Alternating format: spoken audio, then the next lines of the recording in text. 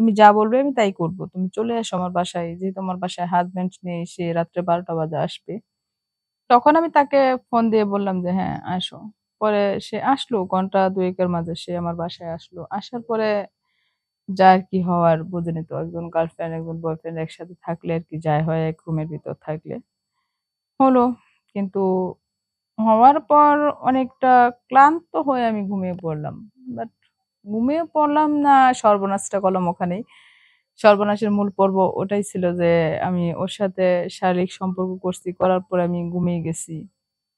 এটাই মানে আমার সর্বনাশের মূল মানে কাল হয়ে দাঁড়ালো আমার জীবনে। তখন আমি ঘুমিয়ে যাওয়ার পর নুসরাত, মানে ও চলে গেল। ও খাওয়া আমাকে শেষ হলে কিছু আইসো। বলে যায়নি বা কিংবা আমাকে ডাক দিয়ে উঠায়ওনি যে আমি চলে যাচ্ছি। এরকম কোনো কিছু না। কিন্তু সে যাওয়ার সময় আমার ঘরে কিছু টাকা-পয়সা ছিল যেগুলো আমি নিজের সংসার খরচ থেকে আয় করছিলাম। বেশ অনেকগুলো টাকা আয় করছিলাম। তার মাঝখানে আবার কিছু গহনা-গাঁটি ছিল যেগুলো আমার বিয়ের পর আমার স্বামী আমার শ্বশুরবাড়ি থেকে সব দিয়েছিল সোনার গহনা। সবগুলো আমার সাথে ছিল মানে আমার রুমে ছিল, আলমারিতে ছিল। চাবিটা ছিল আমার আঁচলে। তে তখন ও আমার এই সব গয়নাগাটি, টাকা-পয়সা সব নিয়ে চলে গেছে। আসসালামু আলাইকুম দর্শকবৃন্দ। আজকে আমি আপনাদের সাথে আমার জীবনের কিছু কথা মানে গল্প ঠিক বলতে পারবো না, কিছু কথা শেয়ার করব। পার্সোনালি যেগুলো আমি কারো সাথে শেয়ার করতে পারিনি, সেগুলো আমি আপনাদের সাথে শেয়ার করতে চাই। তবে আপনারা কিন্তু মাইন্ড করবেন না। এরকম অনেকের সাথে হয়ে থাকে, অনেকেই করে থাকে। সেগুলো থেকে যাতে বিরত থাকে সেজন্যে আরকি আজকের আমার এই কথাগুলো বলা। সে উদ্দেশ্যে বলি। আর যারা এমন ভুল করতেছেন বা কিংবা এখনো পর্যন্ত করতেছেন, তারা যেন এগুলো থেকে বিরত থাকেন সেজন্যই বলতেছি। আমার স্বামী গার্মেন্টসে চাকরি করত। সাধারণত একটা কর্মচারী ছিল। তো উচ্চ লেভেলে কোনো পদ ছিল না উনার। উনি মাসে সেলারি পেতেন ১৫,০০০-২০,০০০ মতো। সে দিয়ে কোনরকম টানাটুনি আমার সংসার চলত। তবে আমি চাকরি করি না। আর আমাকে চাকরি করতে দেয় না আমার হাসব্যান্ড। আমি একা, একাই বাসায় থাকি। বোঝেনই তো ঢাকা শহরের বাসায় থাকাটা আর কি হয়। বাসায় থাকি, মোবাইল চালাই, বাট সময় কাটে না। এরকম করতে, করতে মোবাইল ঘাঁটতে, ঘাঁটতে হঠাৎ একদিন একজনের সাথে পরিচয় হলো ফেসবুকে। তিনি আমাকে ফেসবুক ফ্রেন্ড রিকোয়েস্ট পাঠাইলেন। আমি অ্যাকসেপ্ট করলাম। উনার সাথে মেসেঞ্জারে রোজ চ্যাটিং হতো। রোজই কথা হতো। নানাবিধি কথা। যেমন ভালো থাকা, মন্দ থাকা, ভালো-মন্দ খোঁজ খবর আগে নিত। যে মিন করছো সেই দুপুরে এদিক দিয়ে আমার স্বামীও কিছু জানতে পারত না। উনি সকাল থেকে মানে সকাল ৭ঃ০০ থেকে রাত্রে ১২ঃ০০ পর্যন্ত ডিউটি আমার করতেন। বোন রাতে তো এভাবেই চলছিল আমার আচ্ছা দিন। তুমি নিয়ে যাও। এরকম করতে, করতে একদিন আমি ওই ছেলেটার প্রেমে পড়ে যাই। ছেলেটা আমাকে বলেছিল সে কোনো একটা মাল্টিন্যাশনাল কোম্পানিতে চাকরি করে। সেলারি লাখ, লাখ টাকা সেলারি পায়। তা আমিও কিছুটা টাকার লোভ, কিছুটা চাহিদা মেটানো, যাকে বলে আরকি বোঝেনই তো মেয়ে মানুষ। সবকিছু মিলায় মানে ছেলেটার প্ররোচনায় আমি পড়ে যাই। আমি তার প্রেমে পড়ে যাই। এরকম করে বেশ মেলাদিন কথাবার্তা হয়। কথাবার্তা হওয়ার পরে হঠাৎ একদিন ও আমাকে মেসেঞ্জারে কিছু ভিডিও পাঠায় যেগুলো মনে করেন যে অশালীন বলতে গেলে কি বলবো? ইংলিশ ফিল্ম কিছুগুলো। সেগুলো পাঠায় সেগুলো দেখে মানে আমার মন মানসিকতা অন্যরকম হয়ে যায়। পরে ওর সাথে আমি ভিডিও ফোনে কথা বলি। কথা বলে বলি যে, "তুমি আমার বাসায় আসো।" তখন ও আমাকে বলল যে, "তোমার বাসায় যেতে বলতেছো, যাবো। কিন্তু তুমি যদি আমাকে আবার রিজেক্ট করো দেখি।" "না, আমি তোমাকে কেন রিজেক্ট করব? আমি তোমার সাথে প্রেম করি। বাট তোমাকে আমি ভালোবাসি।" তখন সে অনেক এই সেই বাহানা দেখাইলো। পরে বাহানা দেখানোর পর আমি বললাম যে, "না, তুমি যা বলবে আমি তাই করব। তুমি চলে আসো আমার বাসায়। যেহেতু আমার বাসায় হাসব্যান্ড নেই, সে রাত্রে ১২টা বাজে আসবে।" তখন আমি তাকে ফোন দিয়ে বললাম যে, "হ্যাঁ, আসো।"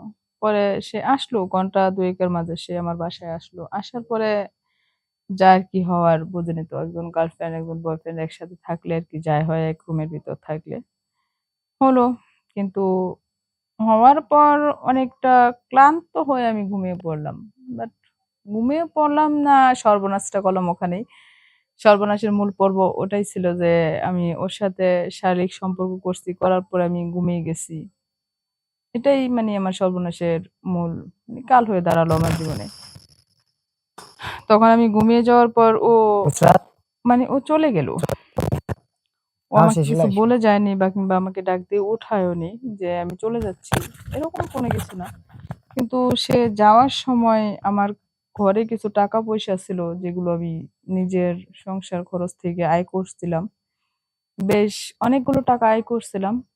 তার মাঝখানে আবার কিছু গহনা-গাঁটি ছিল যেগুলো আমার বিয়ের পর আমার স্বামী আমার শ্বশুরবাড়ি থেকে সব দিয়েছিল সোনার গহনা।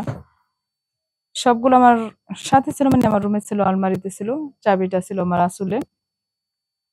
তখন ও আমার এই সব গয়নাগাটি, টাকা-পয়সা সব নিয়ে চলে গেছে। ঘুম থেকে উঠলাম প্রায় বিকেল হয়ে গেছে। বিকেল হওয়ার পর আমি ঘুম থেকে উঠছি। ঘুম থেকে উঠার পর আমি ঘর এলোমেলো বা কিংবা কোনো কিছু গোছগাছ নেই, আলমারি খোলা। দেখে মানে আমার মাথায় হাত। পরে দৌড়ায় আলমারির কাছে যাই। আলমারির কাছে যেয়ে আমি দেখি সেখানে আমার গয়নাগাটিগুলো কিছুই নেই।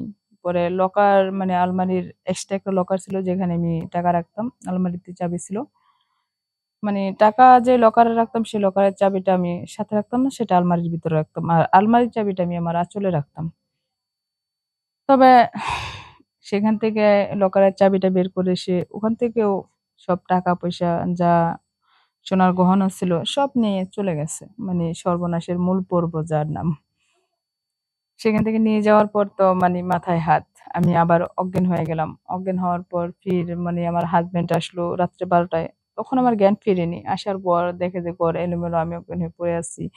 ও ভাবছে যে হয়তোবা কেউ আমাকে মেরে অজ্ঞান করছে। অজ্ঞান করার পর জিনিসগুলো নিয়ে গেছে। যেহেতু খালি বাড়ি ছিল, মনে করেন যে এই জিনিসটা ভাবার পর মানে ওকে আমি বলতেও পারিনি। মানে ও আমাকে জ্ঞান ফিরাইয়া খালি জাস্ট এতটুকু বলল যে, "তুমি ঠিক আছো কিনা?" তখন মানে মনে এমন একটা অনুশোচনা হলো যে নিজের ঘরের স্বামী রেখে অন্য একটা ছেলের কাছে যাওয়াটা বোধহয় ঠিক হয়নি আমার।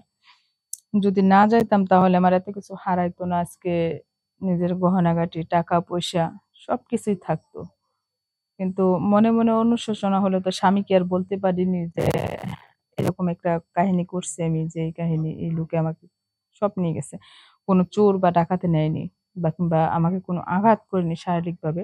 মানসিকভাবে আঘাত করেছে কেউ একজন।